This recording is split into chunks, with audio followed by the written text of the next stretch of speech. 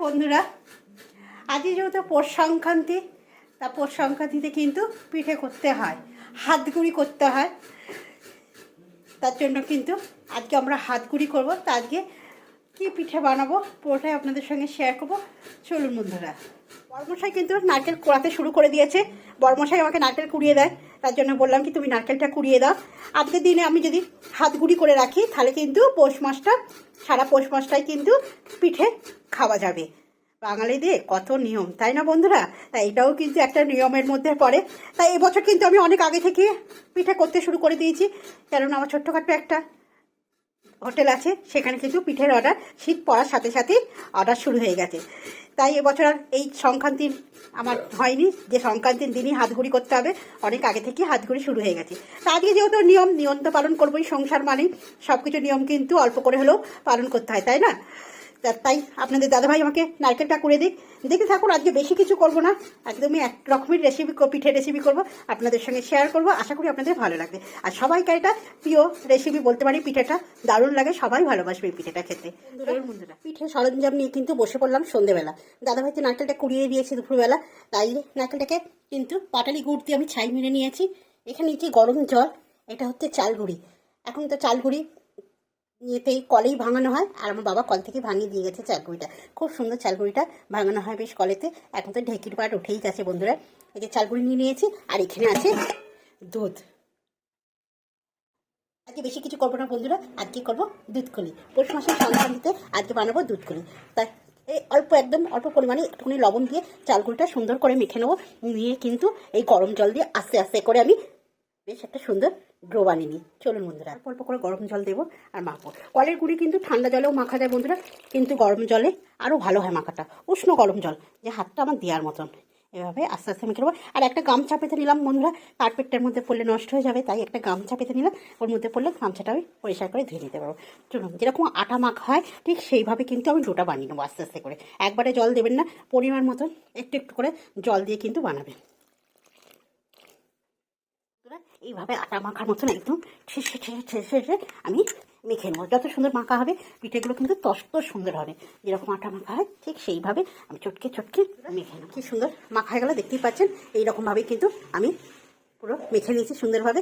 এবার তৈরি করার পালা, তাই না? দুধকুলি কিন্তু সাইজে ছোটো হয়, তা আমি আজকে দুরকমভাবে আপনাদের দুধকুলি দেখাবো করার। এটা হচ্ছে ছাঁচ কিনে নিয়েছি, ছাঁচেতেও কেমন হয় বন্ধুরা আপনারা বলবেন, আর নিজে হাতে তৈরি করবো সেটাও বলবেন। আপনাদের উপর ছেড়ে দিলাম যে কোনটা ভালো হচ্ছে, নিচে কমেন্ট করে কিন্তু জানাবেন দিদি ভাই। আমি এবার ছাঁচে যে এইভাবে করে ছেলে দেখে দিচ্ছে আপনাদের, কেন এক হাতে আমার ক্যামেরা দেখানোটা খুব অসম্ভব হয়ে যায়।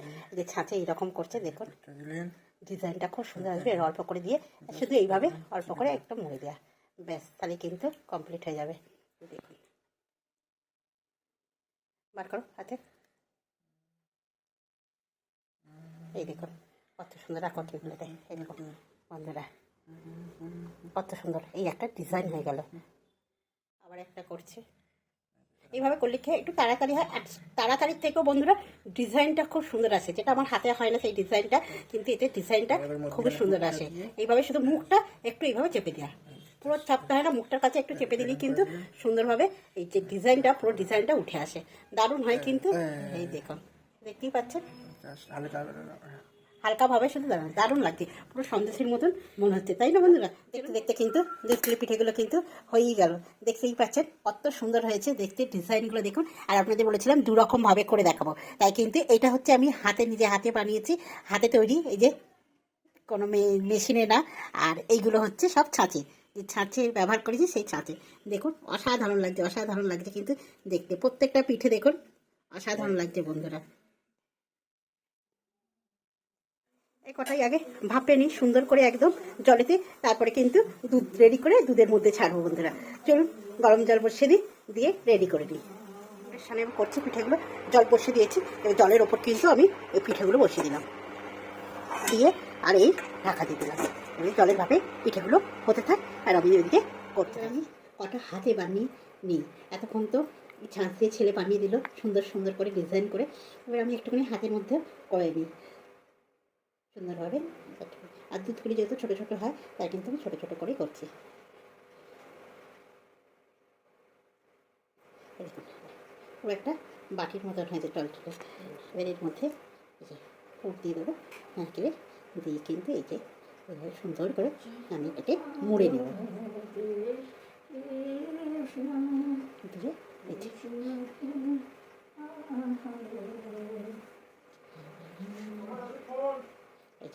এই ডিজাইনগুলো করে নিই। চলুন, এই দেখুন এইগুলো হয়ে গেছে সেদ্ধ, আর এইগুলো এবার সেদ্ধ চাপে দিয়েছি, দেখি এগুলো আমার সেদ্ধ হয়ে গেছে, এগুলো রেডি করে নিই। পিঠেগুলো তো হয়েই গেছে, এবার দুধটা রেডি করবো। চলুন বন্ধুরা, সুন্দর করে বন্ধুরা দুধটা কিন্তু আমার সুন্দরভাবে জাল দেওয়া হয়ে গেছে, দেখতেই পাচ্ছেন। এবার গ্যাসটাকে একদম আস্তে করে দেবো। গ্যাস আস্তে করে একটুখানি ঠান্ডা হলে তবে কিন্তু এর সঙ্গে পাটালি 500 পাটালি নিয়ে নিয়েছি। পাটালিটাকে ভেঙে ভেঙে নিয়েছি একটুখানি, পাটালি দিয়ে আর একদম আস্তে করে দিয়েছি। দুধের জালটা টবা করে কিন্তু ফুটছে, টবা করে যদি দুধ ফোটে সেই সময় যদি আপনি গুড় দেন, দুধ কিন্তু সঙ্গে সঙ্গে কেটে যাবে। তার জন্য একদম আস্তে করে দিয়ে হালকা আছে কিন্তু গুড় দিতে হবে। এবার কিন্তু আমি গুড়গুলো দিয়ে দিলাম, এখানে পুরো 500 গ্রাম গুড় আছে বন্ধুরা। পাটালি দিয়ে আজকে আমি দুধ ফুলিটা করছি। এবার ধীরে সুস্থে আস্তে আস্তে করে এইভাবে নাড়তে থাকবো। গ্যাস কিন্তু একদম জোরে দেওয়া যাবে না। এই দুধের সঙ্গে একদম যতক্ষণ না সুন্দরভাবে মিশে যাচ্ছে ততক্ষণ কিন্তু গ্যাস আসতেই থাকবে। আর এইভাবে নিয়ে নিচ্ছি একদম অল্প পরিমাণে একটু আমুল দিয়ে, এখানে যে দুধটা ফুটছে সেখান থেকে অল্প করে একটু দুধ নেব, নিয়ে এটাকে সুন্দরভাবে করে নেব। আপনারা এটা দিতেও পারেন, নাও দিতে পারেন। এবার এটা দিয়ে দেবো। দেখুন পায়েস বলুন বা এরকম দুধ জাতীয় কোনো কিছুতে কিন্তু বেশ আমল দুধ একটু লাস্টের দিকে একটু গুলে দিলে কিন্তু সেইটা খেতে খুব সুন্দর হয়েছে।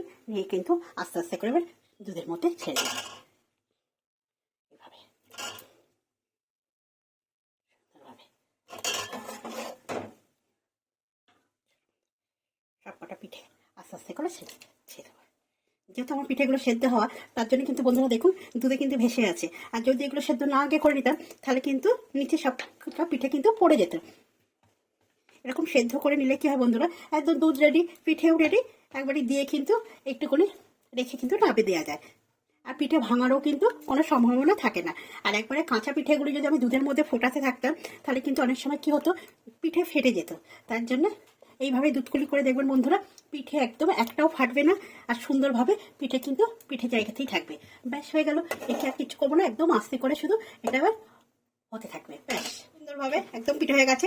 আর দেখতেই পাচ্ছেন পুরো ক্ষীরের মতন একটা কালার এসেছে। একটাও পিঠে কিন্তু ভাঙিনি, পুরো সব পিঠে কিন্তু একটা একটা হয়ে আছে। এবার খেয়ে তো বলবি বাড়ির লোক যে কেমন হয়েছে। শীতের আজকে পৌষ মাসের সংক্রান্তিতে কিন্তু আমার দুধকুলি কমপ্লিট হয়ে গেল।